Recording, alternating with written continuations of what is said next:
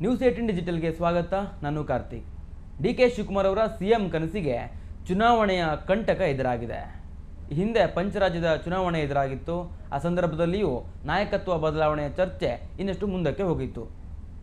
ಇದೀಗ ಮತ್ತೆ ಮೇ ಅಂತ್ಯದ ವೇಳೆಗೆ ನಾಯಕತ್ವ ಬದಲಾವಣೆ ಆಗ್ಬೋದು ಅನ್ನುವಂಥ ನಿರೀಕ್ಷೆಗಳಿತ್ತು. ಜೊತೆಗೆ ಡಿ.ಸಿ.ಎಂ ಡಿ.ಕೆ. ಶಿವಕುಮಾರ್ ಅವರು ಮೇ 15ರ ಒಳಗಾಗಿ ನಾನು ಸಿ ಎಂ ಆಗ್ತೇನೆ ಅನ್ನುವಂಥದ್ದನ್ನು ಅವರ ಆಪ್ತರ ಬಳಿಯೂ ಕೂಡ ಹೇಳ್ಕೊಂಡಿದ್ದಂಥ ಬಗ್ಗೆ ಒಂದಿಷ್ಟು ಮಾಹಿತಿಗಳು ಲಭ್ಯವಾಗಿತ್ತು. ಆದರೆ ಈಗ ಈ ತಿಂಗಳಲ್ಲೂ ಅಂದರೆ ಮೇ ತಿಂಗಳ ಅಂತ್ಯದ ವೇಳೆಗೂ ನಾಯಕತ್ವ ಬದಲಾವಣೆ ಆಗುವಂಥ ಸಾಧ್ಯತೆ ತೀರಾ ಕಡಿಮೆ ಇದೆ. ಜೊತೆಗೆ ಈ ವಿಚಾರವಾಗಿ ಕಾಂಗ್ರೆಸ್ನ ಹೈಕಮಾಂಡ್ ಚರ್ಚೆಯನ್ನು ಕೂಡ ಮಾಡೋದಿಲ್ಲ ಅನ್ನುವಂಥದ್ದು ಈಗಿರುವಂಥ ಮಾಹಿತಿ.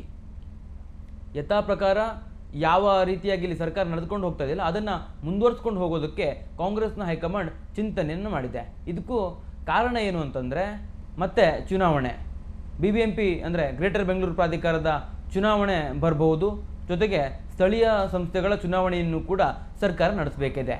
ಇಂಥ ಒಂದು ಹಂತದಲ್ಲಿ ಮತ್ತೆ ನಾಯಕತ್ವ ಬದಲಾವಣೆಯನ್ನು ಮಾಡಿದ್ರೆ ಅದು ಜನರ ಮೇಲೆ ಪರಿಣಾಮವನ್ನು ಬೀರಬಹುದು. ಈಗಾಗಲೇ ಸರ್ಕಾರಕ್ಕೆ 3 ವರ್ಷ ಆಗ್ತಾ ಇದೆ. ಇಂಥ ಒಂದು ಸಂದರ್ಭದಲ್ಲಿ ನಾಯಕತ್ವ ಬದಲಾವಣೆ ಮಾಡೋದು ಸಮಂಜಸವ ಅನ್ನುವಂಥ ಪ್ರಶ್ನೆಯನ್ನು ಹೈಕಮಾಂಡ್ ಹಾಕ್ಕೊಂಡಿದೆ. ಜೊತೆಗೆ ಅದಕ್ಕೆ ಸಂಬಂಧಪಟ್ಟಂತೆ ಅಭಿಪ್ರಾಯವನ್ನು ಕೂಡ ಸಂಗ್ರಹಿಸ್ತಾ ಇದೆ. ಡಿಸೆಂಬರ್ ವೇಳೆಗೆ ತಾನು CM ಆಗ್ತೇನೆ ಅನ್ನುವಂಥ ಕನಸನ್ನು ಡಿ.ಕೆ. ಶಿವಕುಮಾರ್ ಅವರು ಕಂಡಿದ್ದರು. ಆದರೆ ಆ ಸಂದರ್ಭದಲ್ಲಿ ಪಂಚರಾಜ್ಯದ ಚುನಾವಣೆಯ ನೆಪವನ್ನು ಇಟ್ಕೊಂಡು ಮುಂದೂಡಲಾಗಿತ್ತು. ಜೊತೆಗೆ ಅದು ಮೇ ಅಂತ್ಯದ ವೇಳೆಗೆ ಮತ್ತೆ ಮುನ್ನೆಲೆಗೆ ಬರ್ಬೋದು, ಮತ್ತು ಡಿ.ಸಿ.ಎಂ ಡಿ.ಕೆ. ಶಿವಕುಮಾರ್ ಅವರು CM ಆಗುವಂಥ ಒಂದು ಕಾಲ ಬಂದೊದಗಬಹುದು ಅನ್ನುವಂಥದ್ದು ರಾಜಕೀಯ ವಲಯದಲ್ಲಿ ಚರ್ಚೆಯಲ್ಲಿತ್ತು. ಆದರೆ ಅದು ಈಗ ಇನ್ನಷ್ಟು ಮುಂದಕ್ಕೆ ಹೋಗುವಂಥ ಸಾಧ್ಯತೆ ಇದೆ. ಈಗಾಗಲೇ ನ್ಯಾಯಾಲಯದ ಸೂಚನೆಯ ಮೇರೆಗೆ ಗ್ರೇಟರ್ ಬೆಂಗಳೂರು ಪ್ರಾಧಿಕಾರದ ಚುನಾವಣೆಯನ್ನು ಕೂಡ ರಾಜ್ಯ ಚುನಾವಣಾ ಆಯೋಗ ನಡೆಸಬೇಕಿದೆ. ಜೊತೆಗೆ ರಾಜ್ಯ ಚುನಾವಣಾ ಆಯೋಗ ಚುನಾವಣೆಯ ದಿನಾಂಕವನ್ನು ನಿಗದಿ ಮಾಡ್ತೇವೆ ಅನ್ನುವಂಥದ್ದನ್ನು ಭಾಳ ಸ್ಪಷ್ಟವಾಗಿ ಹೇಳಿದೆ.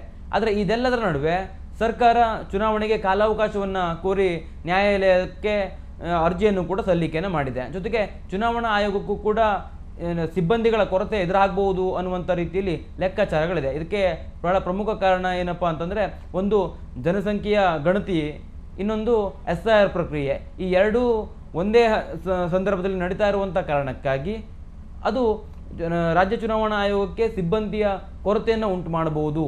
ಚುನಾವಣೆ ನಡೆಸೋದಕ್ಕೆ ಅಗತ್ಯವಿರುವಂಥ ಸಿಬ್ಬಂದಿಗಳು ಸಿಗದೇ ಇರಬಹುದು ಅನ್ನುವಂಥ ಲೆಕ್ಕಾಚಾರವೂ ಕೂಡ ಇದೆ. ಆ ಹಿನ್ನೆಲೆಯಲ್ಲಿ ಸೆಪ್ಟೆಂಬರ್ ವೇಳೆಗೆ ಗ್ರೇಟರ್ ಬೆಂಗಳೂರು ಪ್ರಾಧಿಕಾರದ ಚುನಾವಣೆ ಆಗ್ಬೋದು.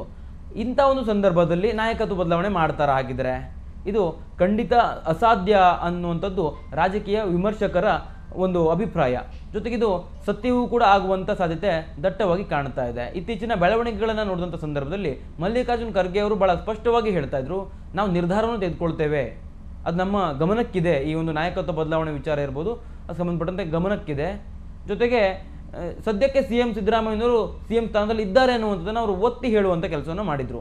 ಜೊತೆಗೆ ಇಲ್ಲಿ ನಾವು ಪ್ರಮುಖವಾಗಿ ಗಮನಿಸಬೇಕು, ಸೆಪ್ಟೆಂಬರ್ ವೇಳೆಗೆ ಏನಾದರೂ ಗ್ರೇಟರ್ ಬೆಂಗಳೂರು ಪ್ರಾಧಿಕಾರದ ಚುನಾವಣೆ ಮುಂದೂಡಿದ್ರೆ ಆ ಸಂದರ್ಭದಲ್ಲಿ ನಾಯಕತ್ವವನ್ನು ಬದಲಾವಣೆ ಮಾಡಿಕೊಂಡು ಇವರು ಚುನಾವಣೆಯನ್ನು ಎದುರಿಸುವಂಥ ಸಾಧ್ಯತೆ ಬಹಳ ಕಷ್ಟ ಅಂತ ಅನಿಸುತ್ತೆ. ಆ ಸಂದರ್ಭದಲ್ಲಿ ಅವ್ರಿಗೆ ಚುನಾವಣೆಯಲ್ಲಿ ಹಿನ್ನಡೆ ಆಗ್ಬೋದು.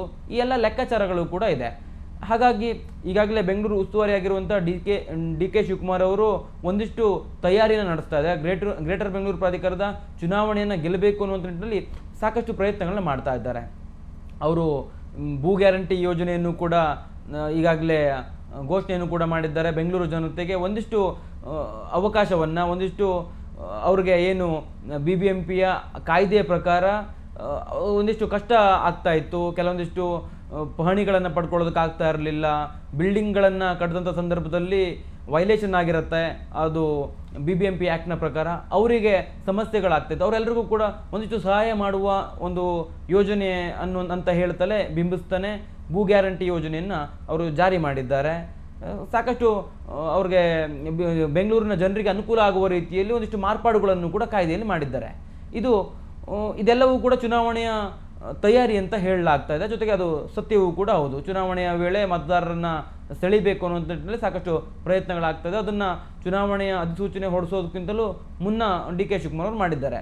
ಒಂದು ಕಡೆ BBMP ಚುನಾವಣೆಯನ್ನು ಅಂದರೆ ಗ್ರೇಟರ್ ಬೆಂಗಳೂರು ಪ್ರಾಧಿಕಾರದ ಚುನಾವಣೆಯನ್ನು ಡಿ.ಕೆ. ಶಿವಕುಮಾರ್ ಅವರು ತಯಾರಿಯನ್ನು ನಡೆಸ್ತಾ ಇದ್ದಾರೆ. ಇನ್ನೊಂದು ಕಡೆ ನಾಯಕತ್ವವೂ ಕೂಡ ಸಿಗ್ಬೋದು ಅನ್ನುವಂಥ ಲೆಕ್ಕಾಚಾರ ಬರಲಿತ್ತು. ಆದರೆ ಈಗ ಚುನಾವಣೆ ಮುಂದಕ್ಕೆ ಹೋದರೆ ಆ ಚುನಾವಣೆ ಮುಗಿಯೋವರೆಗೂ ಕೂಡ ಡಿ ಕೆ ಶಿವಕುಮಾರ್ ಅವರಿಗೆ ನಾಯಕತ್ವ ಹಸ್ತಾಂತರ ಆಗುವಂಥ ಸಾಧ್ಯತೆ ತೀರಾ ಕಡಿಮೆ ಇದೆ. ಜೊತೆಗೆ ನಾಯಕತ್ವ ಹಸ್ತಾಂತರ ಆಗತ್ತಾ ಇಲ್ವಾ, ನಾಯಕತ್ವವನ್ನು ಬದಲಾವಣೆ ಮಾಡುವಂಥ ವಿಚಾರದಲ್ಲಿ ಹೈಕಮಾಂಡ್ನ ನಿರ್ಧಾರ ಏನು, ಅದು ಕೂಡ ಇದುವರೆಗೆ ಸ್ಪಷ್ಟವಾಗಿಲ್ಲ.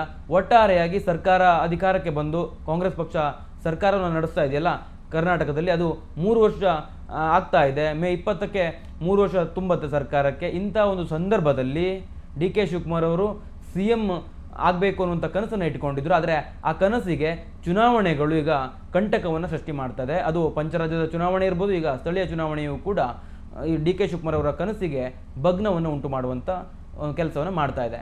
ಕ್ಯಾಮ್ರಾ ಪರ್ಸನ್ ಶ್ರೀನಿವಾಸರ ಜೊತೆ ಕಾರ್ತಿಕ್, ನ್ಯೂಸ್ 18 ಕನ್ನಡ, ಬೆಂಗಳೂರು. ನಿರ್ಭೀತ, ನಿಷ್ಪಕ್ಷಪಾತ, ವಿಶ್ವಾಸಾರ್ಹ ಸುದ್ದಿಗಳಿಗೆ ಮತ್ತೊಂದು ಹೆಸರಾಗಿರೋ ನ್ಯೂಸ್ 18 ಕನ್ನಡ ಈಗ ಆಪ್ನಲ್ಲೂ ಲಭ್ಯ ಇದೆ. ದಯವಿಟ್ಟು ಇಲ್ಲಿರೋ QR ಕೋಡ್ ಅನ್ನ ಸ್ಕ್ಯಾನ್ ಮಾಡಿಕೊಂಡು ಆಪ್ ಡೌನ್ಲೋಡ್ ಮಾಡೋದಕ್ಕೆ ಮರಿಬೇಡಿ. ನಿಮ್ಮ ಬೆಂಬಲ ಹೀಗೆ ಸದಾ ನಮ್ಮೊಂದಿಗಿರಲಿ. ಧನ್ಯವಾದ.